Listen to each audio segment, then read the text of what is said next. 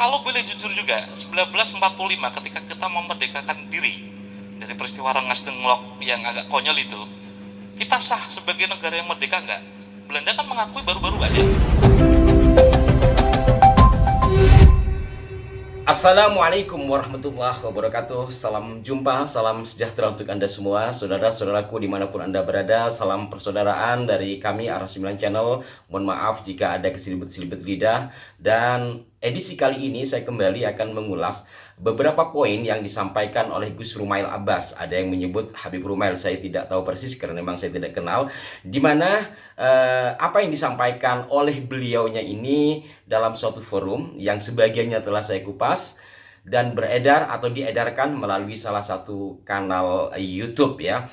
Dan dalam hal ini saya bukan meluruskan, terlalu tinggi rasanya untuk meluruskan ya, karena beliau menurut pengakuannya sendiri adalah seorang sejarawan, sementara saya hanya pecinta sejarah. Namun perlu diimbangi karena saya khawatir nanti ada yang menyimak apa yang disampaikan oleh beliaunya ini malah dianggap satu kebenaran mutlak. Saya khawatir ke sana sehingga ya terjadi hal-hal yang menurut hemat saya yang bodoh ini bisa mengurangi rasa kecintaan kita terhadap para pejuang kita dan peristiwa-peristiwa yang terjadi di masa lampau itu.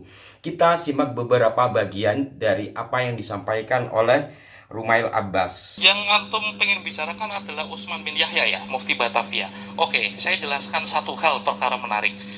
Kita itu bisa bicara tentang kemerdekaan itu mulai kapan? Isu-isu tentang kemerdekaan, pembebasan itu kira-kira matang itu di hari apa atau di tahun apa? Siapa yang merumuskannya? Betapa kagetnya jenengan semua ketika Sumpah Pemuda kita berbahasa satu. Hitung aja siapa yang bisa berbahasa Indonesia di majelis itu. Gak ada satupun yang bisa berbahasa Indonesia. Sumpah Pemuda 1928. Ketika kita bersepakat berbahasa satu, orangnya ada berapa? Ada sekitar 150-an. Siapa yang bisa yang bisa ngomong bahasa Belanda? Gak ada satupun. Mereka fasih berbahasa Belanda daripada Indonesia, bahasa Melayu. Pertanyaannya kan terkait Habib Utsman, kenapa melebar kemana-mana? Yaitu satu cara untuk menggiring pemikiran sang penanya. Biasanya orang bertanya A ya dijawab A, kan begitu.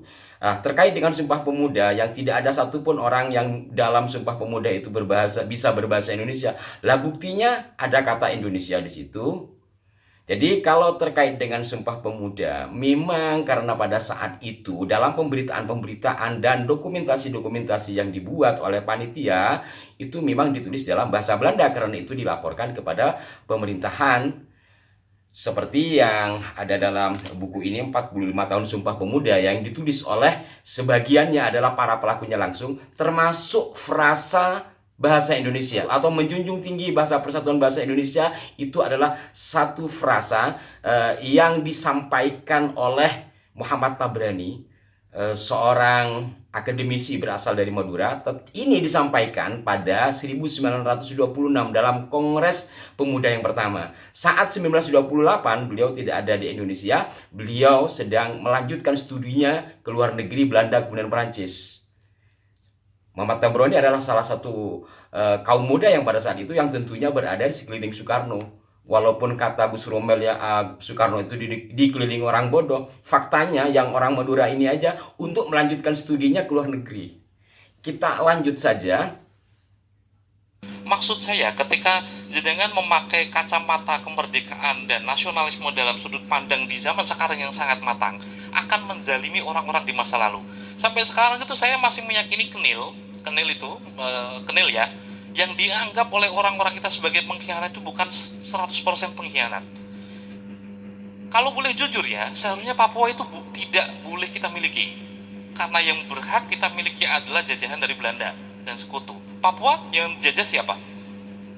Kalau boleh jujur juga, 1945 ketika kita memerdekakan diri dari peristiwa Rengas Dengklok yang agak konyol itu, kita sah sebagai negara yang merdeka nggak? Belanda kan mengakui baru-baru aja. Hukum yang kita pakai apa? Hukum internasional. Siapa yang kalah berarti tempat itu menjadi secara administratif menjadi miliknya sekutu kan. Kita kan seharusnya masih menjadi jajahan sekutu waktu itu. Terus kita mendeklarasikan diri. Dari kacamata fikih aja, ada pemerintahan yang sah. Sah dari sudut pandang mana? Dari sudut pandang hukum internasional. Siapa negara yang sah? Otoritas di masa lalu di Nusantara, Hindia Belanda yang sah. Kira-kira siapa? Tadi Mas yang nanya mana? Oke. Ini video ini adalah bagian sebelum dari yang saya tayangkan kemarin. Terkait dengan hukum fikih, saya bukan ahlinya dan nampaknya sudah ada yang mengulas.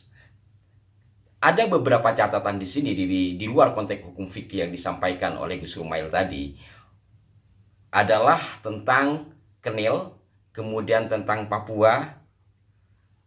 Dan kedua hal ini jujur saya tidak berani untuk mengungkapnya dalam forum yang sifatnya bebas begini, kecuali dalam forum tertutup dan diskusi tertutup. Ini sangat-sangat riskan ya. Saya bukan tidak tahu, saya membaca, tapi saya tidak berani menyampaikan hal itu karena itu sangat riskan terkait dengan Kenil dan Papua. Saya lewati saja. Kemudian ada kata yang menurut saya perlu diimbangi. Saya tidak meluruskan, saya nggak berani, beliau sejarawan. Peristiwa Rengas Dengklok yang agak konyol itu. Jujur saya merasa berat menerima kata-kata itu. Bagaimanapun peristiwa Rengas Dengklok, dalam tanda petik penculikan terhadap dua tokoh proklamator kita itu, dikritisi oleh tokoh-tokoh pada masanya, termasuk oleh Bung Hatta. Karena Bung Hatta menganggap apa yang dilakukan oleh anak muda itu memperlambat malah kemerdekaannya, karena rencana 16 Agustus 1945 akan melakukan rapat panitia persiapan kemerdekaan tidak terjadi gara-gara beliau berdua ini dibawa ke Rengas Dengklok. Tetapi yang menyatakan seperti ini Bung Hatta sebagai pelakunya. Kira-kira kalau kayak kita pantas enggak mengatakan bahwa peristiwa Rengas Dengklok itu agak konyol? Karena kalau kita membaca dari sejumlah buku ya, entah itu dari buku BPUPKI, bukunya Pak Barjo, kemudian Bung Hatta sendiri, itu peristiwa yang sehari sebelumnya sudah terjadi ketegangan di rumah Bung Karno. Maka kemudian utusan kaum muda yang pada saat itu diwakili oleh Wikana tidak berhasil membujuk Bung Karno dan Bung Hatta, yang pada saat itu juga ada Pak Ahmad Subarjo, untuk mendesak kedua tokoh ini segera memproklamasikan kemerdekaan Indonesia pada malam hari itu juga. Kedua tokoh ini menolak karena masih akan rapat dalam panitia persiapan kemerdekaan Indonesia. Kedua tokoh ini sampai marah. Bung Karno memberikan lehernya. Bung Hatta juga tegas dan tegang pada saat itu. Sehingga kemudian Wikana pulang lalu bertemu dengan para sahabatnya kaum muda pejuang yang pada saat itu ada Khairil Saleh, di mana Pak Khairil Saleh ini bersama beberapa sahabatnya mencari cara satu agar Bung Karno tidak diambil oleh Jepang atau oleh sekutu.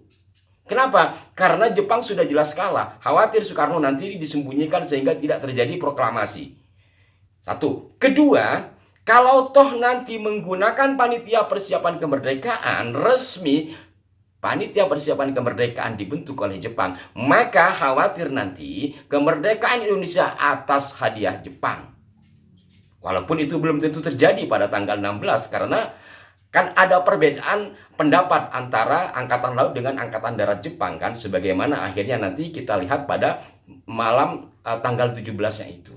Artinya apa, saudara-saudaraku sekalian? Bagaimana kita bisa mengatakan sebagai orang yang hidup masa sekarang ini bahwa itu perbuatan agak konyol, padahal itu satu strategi yang menurut keyakinan mereka harus segera merdeka, Soekarno dan Hatta harus diselamatkan.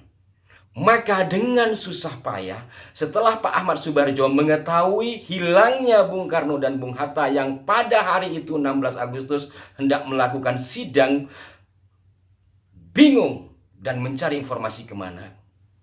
Sehingga akhirnya diketahui Bung Karno dan Bung Hatta dibawa oleh kelompok pemuda. Itu pun tidak segera disampaikan di mana tempatnya. Dan setelah tahu tempatnya, itu pun Pak Barjo harus melalui pengawalan dari anggota PETA. Dan ketika sampai di Rengas Dengklok, tidak mulus. Diminta Bung Karno agar segera proklamasi di Rengas Dengklok dan sebagainya, sebagaimana yang telah sering saya sampaikan, hingga akhirnya dengan taruhan nyawanya Pak Ahmad Subarjo berhasil membawa Bung Karno dan Bung Hatta ke Jakarta dan segera melakukan rapat dalam waktu yang sangat mendesak itu dalam kondisi sedang genting. Artinya, dalam tanda petik, paksaan kaum muda itu juga ada sisi positif yang luar biasa, sehingga pada malam hari itu juga segera dilakukan rapat. Maka bagi kita barangkali dalam perspektif saya untuk mengatakan itu perbuatan agak konyol sangat tidak tepat. Kita simak ulang beberapa bagian. Kalau boleh jujur juga, 1945 ketika kita memerdekakan diri dari peristiwa Rengas Dengklok yang agak konyol itu, kita sah sebagai negara yang merdeka nggak? Belanda kan mengakui baru-baru aja. Berarti tidak sah dong. Dianggap sah setelah 1949, setelah Belanda mengakui kedaulatan kita. Begitu Pak Rumail. Lalu bagaimana hukumnya? Secara fikih, karena Anda juga bicara fikih, perjuangan bangsa Indonesia mulai sejak proklamasi kemerdekaan Indonesia hingga pecah perang yang besar 10 November 1945 dan seterusnya, bagaimana ini? Kita memperjuangkan pemerintah yang tidak sah begitu. Hukum yang kita pakai apa? Hukum internasional. Siapa yang kalah berarti tempat itu menjadi secara administratif menjadi miliknya sekutu kan. Kita kan seharusnya masih menjadi jajahan sekutu waktu itu. Terus kita mendeklarasikan diri. Dari kacamata fikih aja, ada pemerintahan yang sah. Sah dari sudut pandang mana? Dari sudut pandang hukum internasional. Jadi pada intinya, pada bagian ini, beliau ini mempertanyakan keabsahan kemerdekaan Indonesia sebelum pengakuan Belanda pada 1949. Bagaimana menurut Anda terkait hal ini? Ini apakah salah ucap atau bagaimana? Tapi ini beredar, kalau salah ucap mungkin ada baiknya diklarifikasi. Kalau tidak salah ucap, saya tidak bisa memberikan putusan bagaimana tentang Gus Rumail ini. Namun yang pasti saya mengajak kita semua dan adik-adik saya barangkali menonton video ini untuk membuka kesadaran kita dan nasionalisme kita, dan jangan sekali-kali kita melupakan sejarah bangsa kita dan apalagi mengatakan sesuatu yang tidak sepantasnya terhadap beliau-beliau yang telah berdarah-darah bahkan mengorbankan jiwa demi kemerdekaan bangsa ini. Mohon maaf jika ada kekeliruan. Sampai jumpa. Wassalamualaikum warahmatullahi wabarakatuh.